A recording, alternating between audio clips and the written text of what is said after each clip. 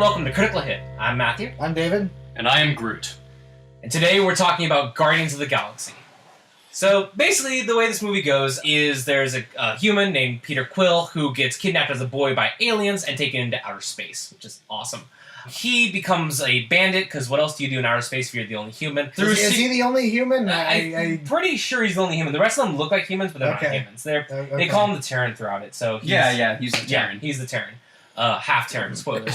So anyways, through a series of unfortunate events, he gets thrown in prison with a bunch of people who are trying to capture / maybe kill him or get an item from him. And they all are thrown in prison. This ragtag team, there, words, magic, of people become known as the Guardians of the Galaxy. So they unite when they figure out this guy named Ronan is out to destroy this alien planet using... Xandar, thank you. Yeah. Thank you, Kyle. The only reason you're here, actually, is just so you could drop alien names for me. What's the other planet they visited? Morag? There we go. Nowhere? It's not technically. That's the head of a celestial. Yeah. So anyways, I digress. He's out to destroy Xandar with the power of an Infinity Gem, which, you know, if you're a comic book reader, that's exciting. That's one of these. So that's the basic plot. There's a lot of exposition in this movie. Yes, there is a lot of exposition. Though it's not as bad as it could be. Like it does a good job. Like, it's not like the beginning of Lord of the Rings 3,000 years ago. In a distant land. The shape-shifting master of... Whoa, okay, bring it back. No, it definitely does a lot of exposition, but also does a lot of, like, show, don't tell. The movie does a really good job of letting you experience things through the eyes of the character, and just... It'll tell you the name of a planet, but not necessarily tell you, like, why it matters. Which is nice as a comic book reader, because you're like, oh, I know that name. But as a non-comic book reader, you don't feel like you're alienated, because you're in a world of aliens anyways. In the instances, where did you think it did a really good job at showing but not telling? With Peter Quill, aka Star-Lord's music player, cassette player. He has the awesome mix, number 1, which was made by his mom for him. And this device is the only connection Peter really has with his mom, with the Earth, with anything human, I would say. Right, yeah. And so it's really interesting when you're watching this movie, because you never really hear Peter... He talks a little bit about Earth, a little bit. But you never really hear him say, I miss Earth, or I love Earth, or anything like that. But the way he views and treats the music player, how angry he gets when someone gets near it, how worried he is when he thinks it might be destroyed or damaged, the way he just treats it, you can just tell that it is, for him, that representation of Earth. Well, and even with his name Star-Lord, actually, it's another spoiler alert, at the end you find out that Star-Lord was the name that his mother would call him. Yeah. And so it's the point where he sort of... And that's his entire, outlaw name, despite the fact that everyone else thinks it sounds ridiculous. Yeah. He refuses to become unhuman in a world... Well, in a universe where he's the only human. He constantly drops human jokes, constantly drops human references that he knows only he's getting. Yeah. The legend of Kevin Bacon. Exactly. Yeah. So it's really interesting because he has that ability to remain true to himself in a world that... Or a universe, I should say, that's, doesn't even care what he is. Right. So you liked it? Oh yeah, I should probably go into that. I think this movie was good. I think this movie is absolutely worth seeing. It's very refreshing to me as a Marvel movie watcher to just finally have a Marvel movie that isn't, I would say, a superhero movie. It's just, oh my gosh, it's an actual, still part of the universe, still continuing the overarching plot of Marvel's plan for the movie series. Yeah. All of its series. Yeah. While also just being something completely out of nowhere, out of right field. This is a comic book series that, comic book readers read, but it's still not that well known. Honestly, I can see this movie reshaping how the comics are told. Absolutely. Yeah. But for them to have the guts to tell a wacky sci-fi story after having the Winter Soldier as the last one, it's incredible. Well, there's so much that they're trusting the audience just to be able to accept and connect to. Yeah. Which is one thing that really even still kind of surprises me is just this how well this movie's been received. I mean, it's made a ton of money. It actually on Rotten Tomatoes, it has a better score than Winter Soldier. Yeah, which is a little crazy. Which I think is actually a little undeserved. But this one did a tone that was something. Nonetheless, my point is though that all the weirdness that you find in it didn't keep people from really enjoying it. And I find that actually really encouraging because it means that Marvel, they're going to be able to do more stylistic weird things in the future, and they can really trust audiences to accept it and not reject it just because it's weird. Can I speak a little bit to that stylistic portion? Yeah, go for it. Sure, because, well, with the past few superhero movies, it's all been very, very serious for the most part. You get little bits of jokes, but it's still mostly action movies. This one goes back to that trend of the funny superhero movie, right, which we haven't had for a long time, and this was able to do that without threatening what a superhero movie is. Yeah. It didn't detract from that, but it was still lighthearted, fun, self-referential, funny, and just overall, it was like Adam West Batman, but it didn't destroy Batman in any sort of way. Mm-hmm. Mm-hmm. It's also a sci-fi movie in of its own right. Oh my gosh! Like, like if you watched Serenity and then this movie, they would feel like it's Serenity with aliens. Basically. Yeah, exactly. A little bit.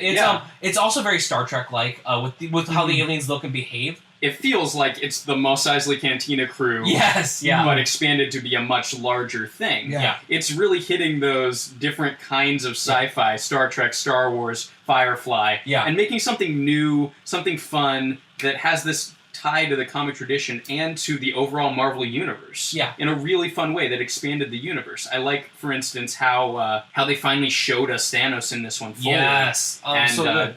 Introducing another Infinity Gem, setting up Thanos as the big bad and really explaining who he is and starting to show a little bit of his plan. Yeah. Giving us the background for the Infinity Gems is how they were those 6 singularities at the beginning of the universe. Yeah. Yeah. Which Marvel's been doing from the get-go. Like, think about Iron Man 1, the very ending, right? Like, I'm assembling the Avengers. Marvel always wants to say, we're going to take this one step further. We're going to make it bigger, like, every chance they get. It's just nice to see this movie doing that while also being its own, like, standing on its own 2 feet. Yeah. Like, you could, if you've never seen a Marvel movie, you could watch this movie and have a great time. Yeah. A great time. Yeah. And, like, if you're a diehard sci-fi fan, if you just like sci-fi movies, this one, you'll watch it and it will fit right in with everything else you love about sci-fi without, like, having to, like, budge for space. Yeah, I was in a group, and when we saw this, it was comic fans and just sci-fi fans, and both walked out of there happy. Well, it's just a really fun movie. Like that's what helps it be so receptive. Like it's just, and it does have flaws, which we'll get into. But what it does so well is it's just a really fun ride. It's a perfect summer blockbuster. Like, you know, the fact that, you know, 2 of the characters are a talking raccoon and a talking tree. And that actually helps it because it adds to perfect. It adds to that, you know, wacky atmosphere. And I think that those 2 characters are really special for how they add to that atmosphere. Mm-hmm. Because while they visually do that, and while their characters are silly and do that sort of thing, there's a way in which Rocket is there, and he is this sarcastic bundle of fur who is constantly making sure that everyone's not taking this thing too seriously. Mm-hmm. He's saying the lines just at the right time. Yeah. You're making me kick grass, or everybody's standing up to pledge their allegiance to Star-Lord's plan. And he's like, okay, now I'm standing. We're all standing. Bunch of jackasses standing in a circle. And it's just that kind of attitude there just keeps you realizing, okay, this knows what it is. Yeah. But at the same time, you've got Groot, who, when for a guy who says only, I am Groot, so much of the movie, you feel everything. Well, he has a real Chewbacca kind of appeal to him. He does. Where even though he like almost literally doesn't really communicate anything verbally, at the same time he manages to be super endearing. He's incredibly. Like, he is so the heart of the group. I mean, Star-Lord to a degree gets to be that. Yeah. But Groot is sort of the soul for everything there. Yeah. He gives you the feeling of what's going on. That moment when he lights up the room for Drax, that's beautiful. When he's sacrificing himself, you see all of these moments where Groot's just giving you this emotional investment in a movie that otherwise you might go, oh, this is just silly, and we're going to laugh it off. And it would become like that, the Batman of the 60s, where it's just over-the-top ridiculous, and you're laughing at it because of how silly it is. You don't really believe in these characters and what they stand for, but ultimately Groot is the kind of thing that roots you in and makes you do that. The movie throughout tends to balance hijinks and touching moments. That's the beauty of its tone. Well, the moment in the scene in the bar where like Raccoon's like his entire like all of his surliness is really just a reaction to the fact that everyone sees him as a freak. Like that was a really heartfelt moment. And that was a great moment. A little bit. Exactly. Talking about how he was dissected and put back together however many times. It actually got really, really dark there for a minute. You really felt that for him. Yeah. So it just remarkable. And I think that's what makes this movie so good is the characters.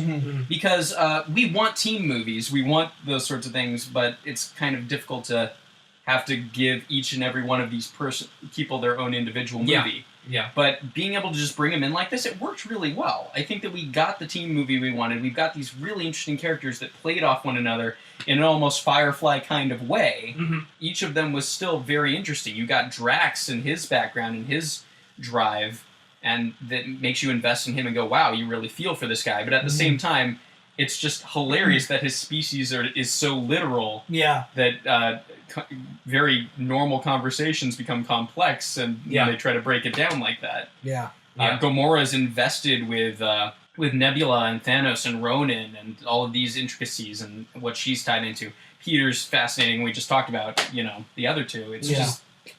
Yeah. These are good characters that keep you rooted in the movie. Well, and even though there are a lot of good characters, I actually thought one of the main flaws of the movie is that there's too many characters overall. Too many. You have Thanos, you have who is Karen Gillian's character? Nebula. Okay, yeah. You have Thanos, you have Nebula, you have the Collector, you have Ronan. Space Liberace. Yeah. We also have... that's a good description. Yeah, but the thing is, there's all these characters that actually get, even though they're really prominent, they end up getting surprisingly little development. And so I feel like when it came to material not about those main characters, I think some stuff really needed to be cut down. Yeah, it's difficult because they do want to try and expand things. Yeah, and they didn't want to do that just with an end. With an end credits.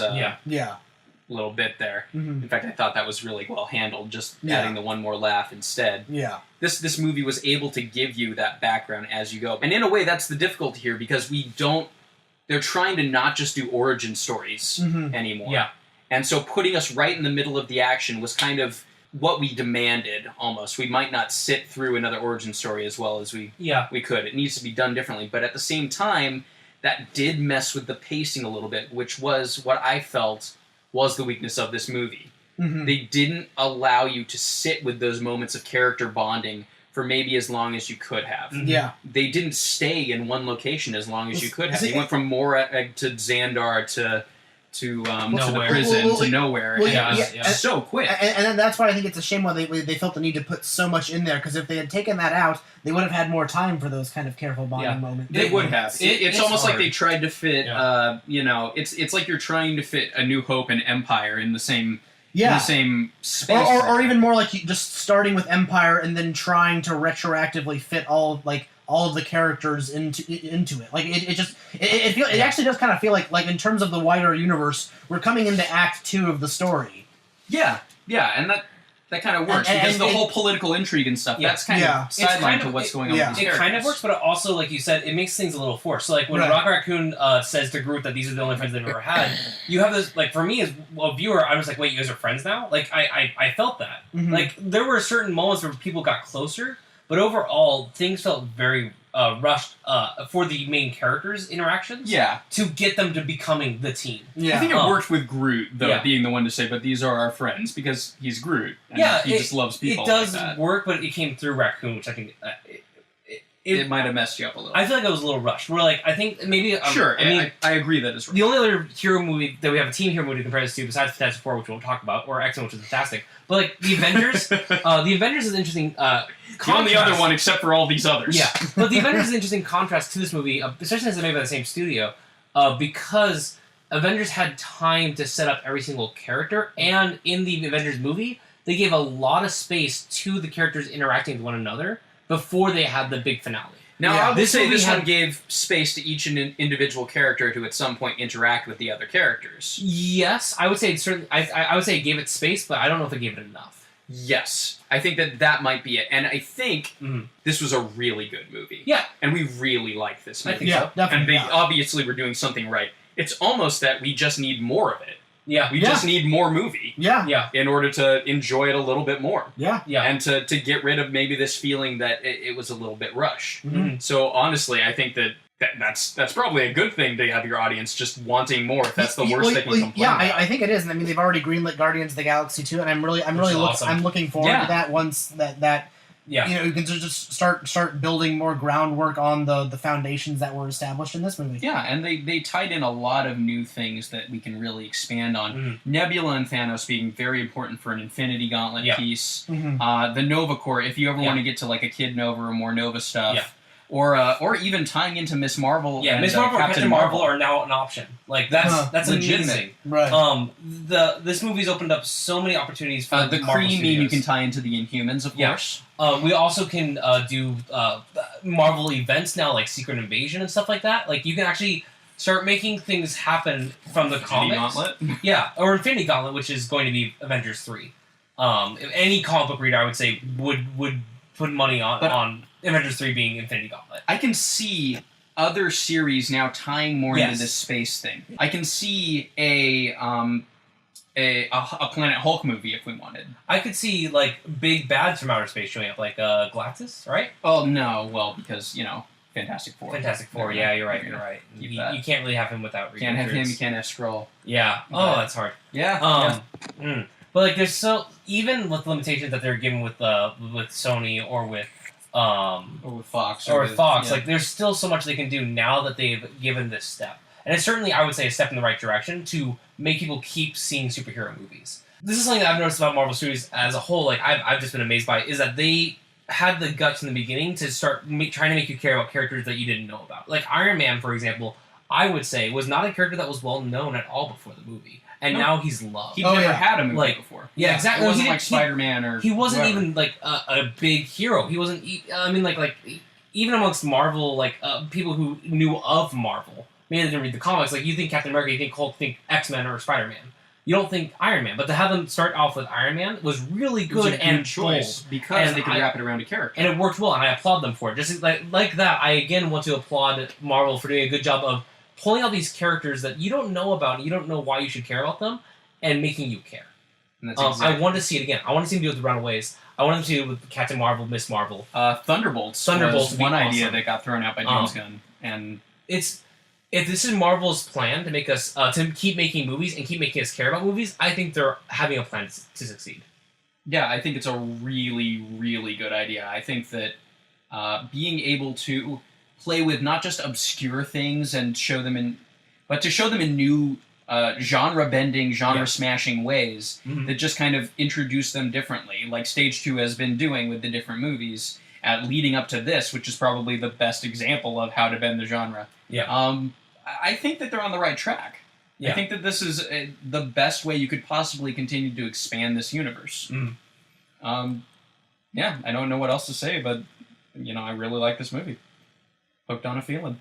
So I think this is a good place to wrap it up. Dave, give me close thoughts? No, I think we really communicated. It's a really fun movie. I think it's a tad overrated, but that's mainly just because the reception has just been so uniformly positive. And because there's been such a great marketing campaign. Yeah, it was marketed super well. But yeah, those trailers were so good too. Yeah, and like gold. Something I wanted to say really fast is that this is a movie where you got delivered what you weighed, like what you bet. Like, okay, because usually trailers are full of lies, and like if you watch the trailer, like you think, man, I hope this is as good as it was. And this was a movie where I would say, yeah, like this the trailer actually lived up to the trailer. Yeah, which rarely happens nowadays. So that was also a nice thing. Yeah, but I think it's really fun. I'm really looking forward to seeing more of the universe that they've established, and so I think I actually would say out of all of like the individual Marvel sub franchises going on, I think this is the one with the most potential. Wow. Yeah, that's an interesting thought. For me, I know that along the lines of what we said before, personally, if you ask me, is it being overhyped? Is it being too well celebrated? I would actually say yes. I think I think it's almost startling how much money this story is making. But I definitely think this is a good story worth telling, and I'm very excited to see what Marvel does next. Yeah. I think this was the story that we needed to have before we could go any further. Yeah. And I think they delivered perfectly. All right, well, that's it for us. Thanks for listening. See you guys. See ya.